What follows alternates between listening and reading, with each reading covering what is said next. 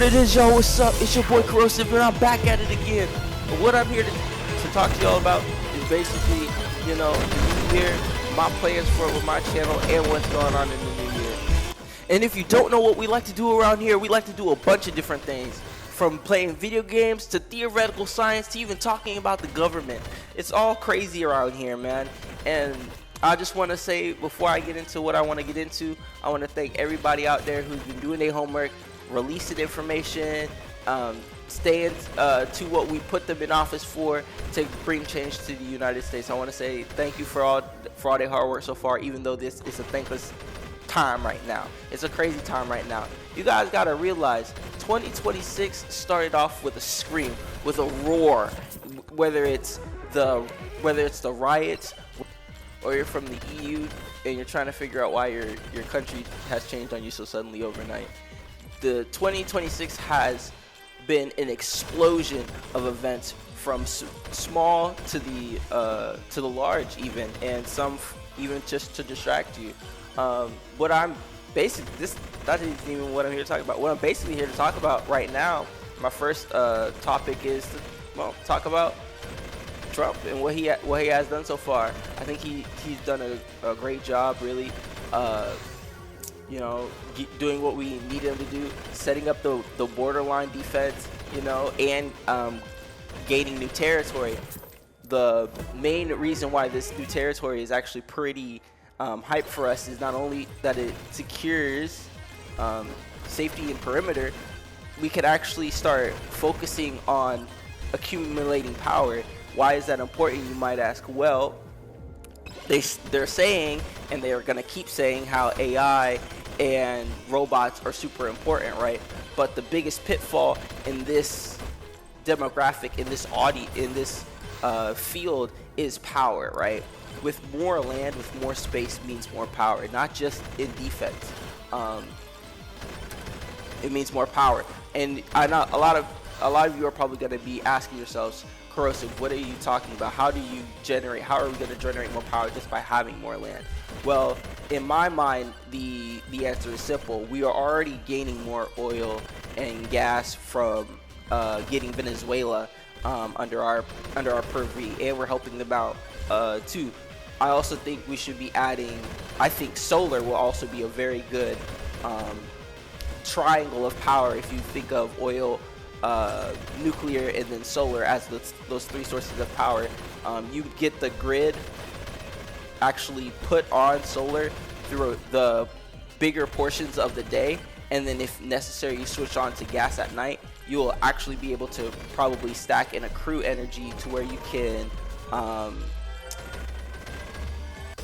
can like allocate it to those newer gen areas and stuff like that.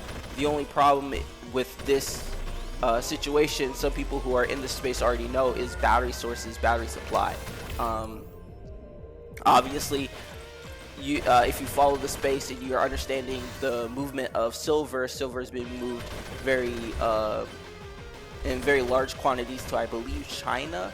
But I don't know if using salt batteries reduces the amount of silver necessary to create a battery in general. But though I don't have the numbers, and if you could connect all three locations, I'm talking about the Spanish areas, the Greenland, which we've just gained, and the homestead. You connect all three of those grids, you can essentially,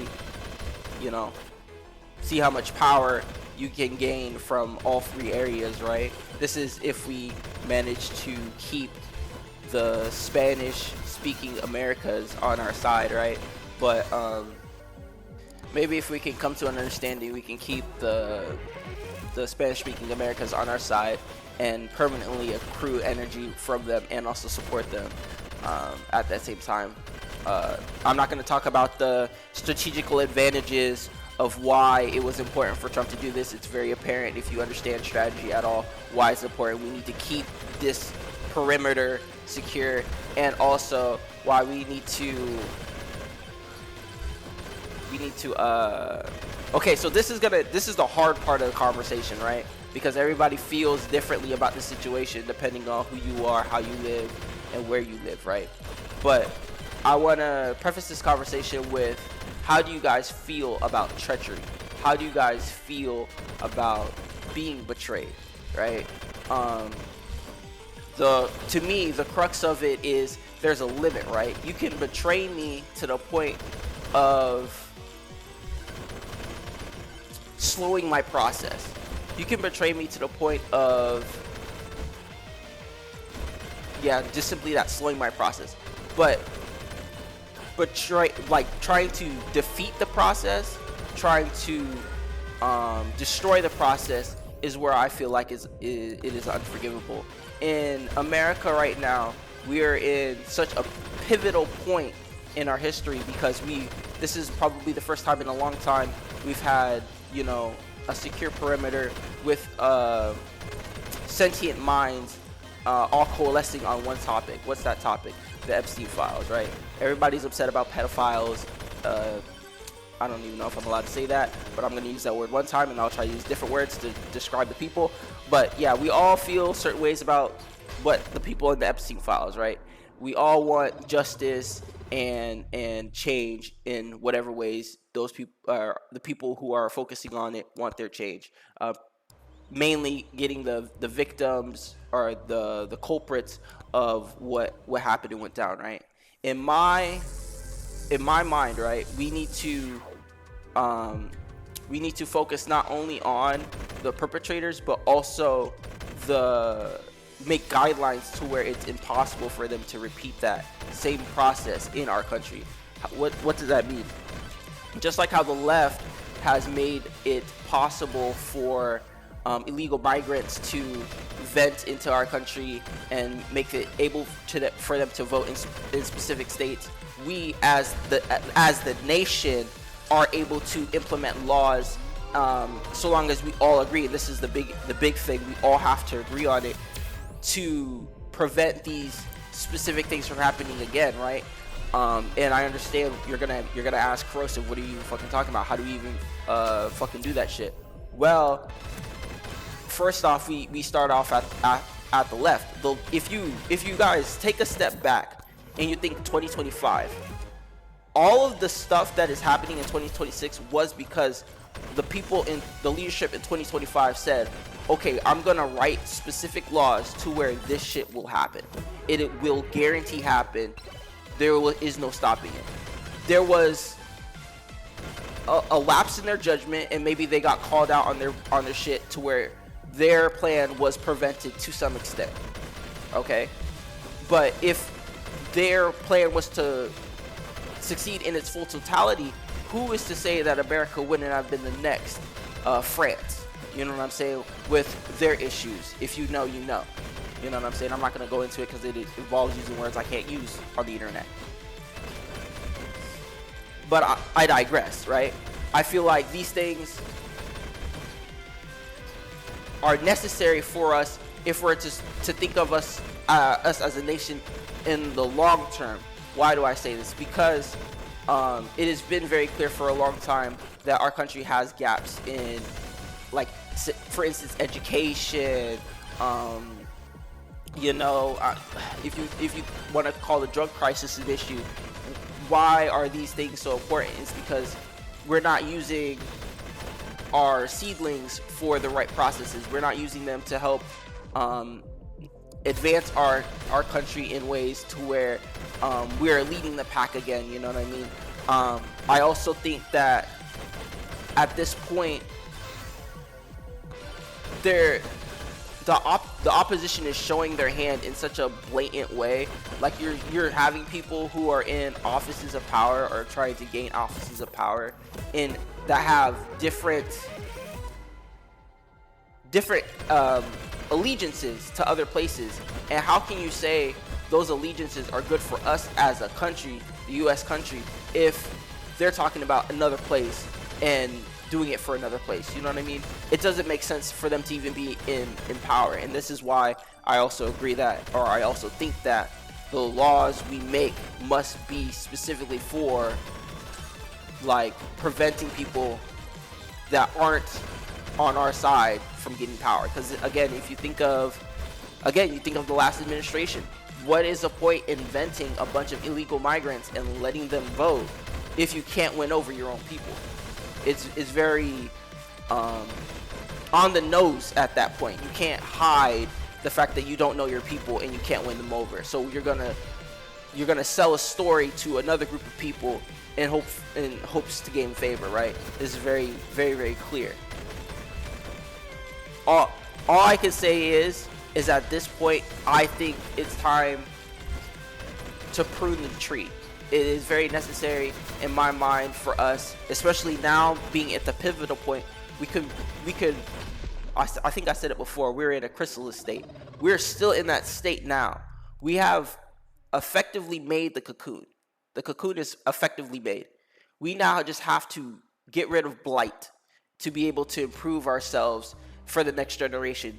And by that I mean, again, starting from the ground up. Like, the best times in American history was when we were true to what our American dream was, where we were, big apple pie eaters, you know what I'm saying? I think America's biggest thing was our pies and our, I'm black, so soul food was a big thing for us, and it's still a big thing, you know what I'm saying? But our cultures were linked in the traditional American value, which may have been the Christian value, respecting other people's religions, such and such. Certain groups of people that we're allowing, or that has been allowed to migrate around the world.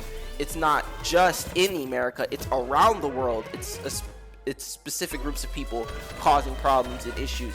I think is, again, if their ideology is exactly antagonistic to ours, there is no reason for us to even have them in our circle, because it's just, again, poisoning the well, which has already been poisoned for so long. And this is why I say this is a very pivotal moment for us, because again, we could fix it all. We could potentially, right, if the power structure that I described worked, if we get education back into order, right, we get people into jobs that actually mean something in the grand scheme of things, instead of, like how we had that drug crisis and people were dying because of fentanyl all the fucking time. We had our Washington was like a freaking mess, and it took a president that actually gave a shit to clean it up, you know what I mean? Like, stuff like that. We actually start getting America back to its glory days, right? But the only way we can do that is together. Again, I'm gonna go back to that trader thing, because there's like a whole, I believe there was a mission, like an unspoken mission for like the higher ups of America, which was to guarantee the American dream is propagated throughout the echoes of history, right? Well, if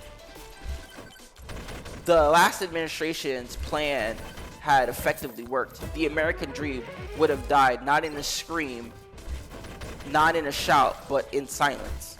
And to me, I believe that is a pity and a shame, especially because how great the idea and the ideology of America is. I'm going to end this part of the conversation with bring football back. The fact that this was the first time that I was just like, man, football kind of sucks. And then we have a halftime show that wasn't very American at all. It just says something. It says something, because like football, in my opinion, is kind of like the Super Bowl. In my opinion, is kind of like another holiday for like active Americans, like sporty people. You know what I'm saying? We watch our favorite teams, or we watch good players while out. You know what I'm saying? And you enjoy the strategy, whether it's football, basketball. I bring up football because the halftime shows are always really big. They're always really important. The biggest halftime show that I remember was the Skittles one, where it was Taste the Rainbow, and it was a girl getting Skittles thrown on her face. That one was funny, and that one stays in my head rent free, because that one was promiscuous, and it was on It was on the biggest screen in America.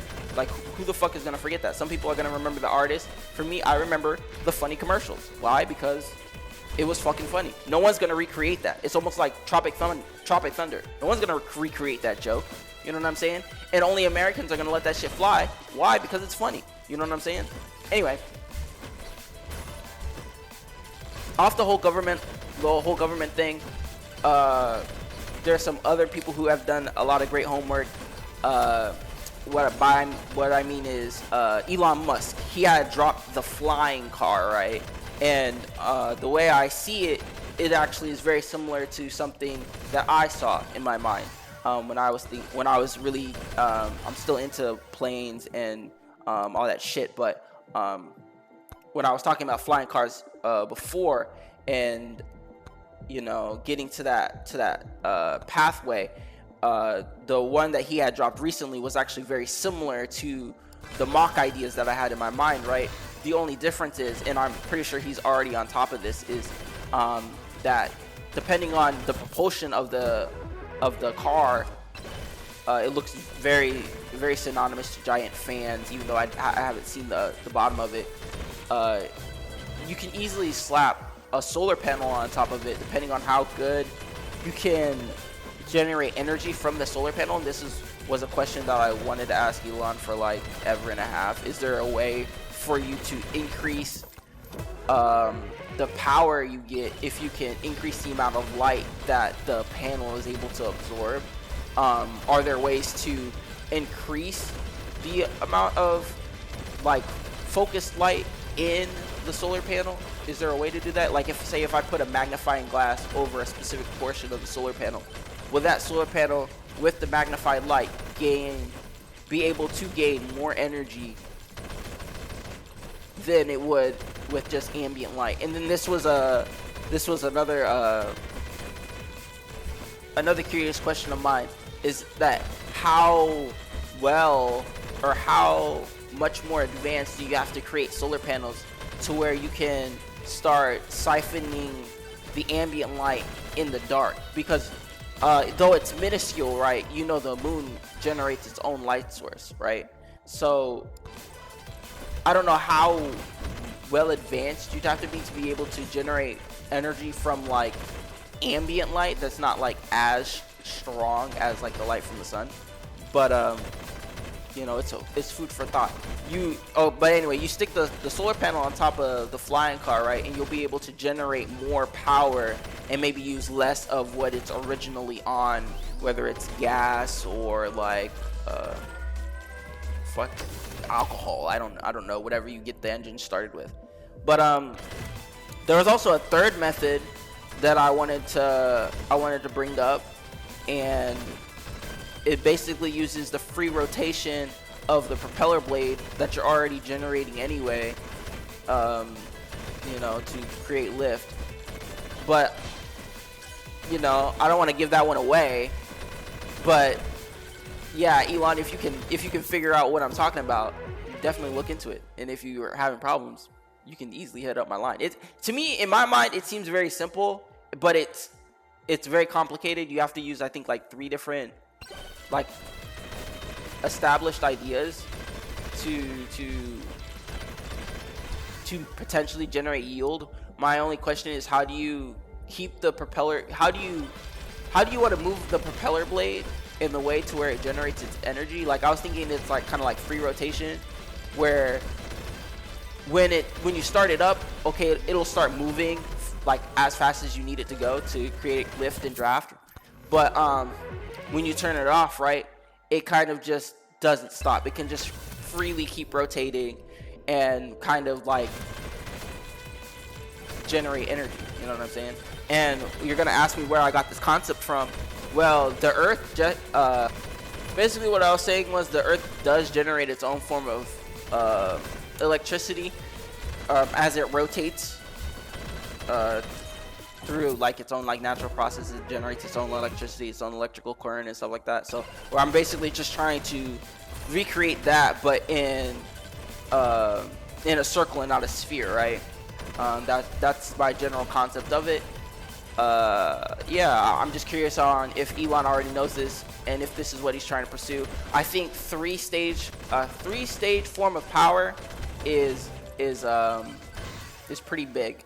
And you're gonna ask me, corrosive, what's the point of, getting all these different power sources and, um, you know, even trying to elevate the country to where it has multiple different power sources to lean on. Well, I think variety is the spice of life, right? And if you have variety in power sources, right, and say we do the whole moon thing and we do get moon bases and all this crazy shit, how are you going to power it? I think having different things that you have experience in to then experiment on in more intense climates, because you're not throwing gas up there. You're only going to use that to literally leave the orbit and the gravitational pull of the Earth. That's the only way the only thing you're gonna use gas for, because that's the thing that works consistently throughout time. So how are you gonna save the amount of gas that you're gonna use? You need a different power source to help you in your journey. So that's where solar comes in. That's where nuclear even can come into play. All you have to do is kind of like Amazon, and ship your shit to where you want it to go and then set it up, right? But to do that, you need to experiment in a safe environment without any traders. And we have a lot of that right now, so we should fix that, because again, our future can be very, very bright. Like, there is a very positive future potentially, right? But again, at the same time, we need to establish the head of the eagle, and we need to let the wings understand that they fly to guide and help the bird's life throughout perpetuity. You know what I mean? There was some other shit that I wanted to say, but at the top of my head, I'm drawing a blank. But yeah, like, to bring it back to my channel, what this channel is basically going to be about for as long as I'm here for is this channel is basically going to be about a myriad of things. It's basically going to be just fun, but it's going to be my type of fun. What's my type of fun?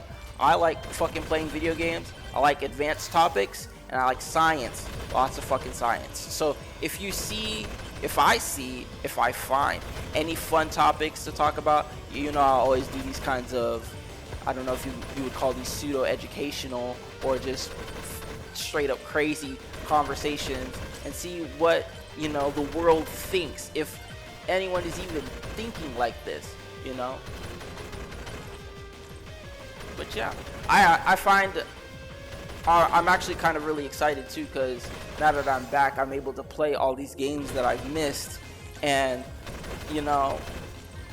I'm gonna be practicing. That's all I can say. I'm gonna be practicing. There's gonna be there are actually a few games that I want to try out right now that are out for everybody to play, I think.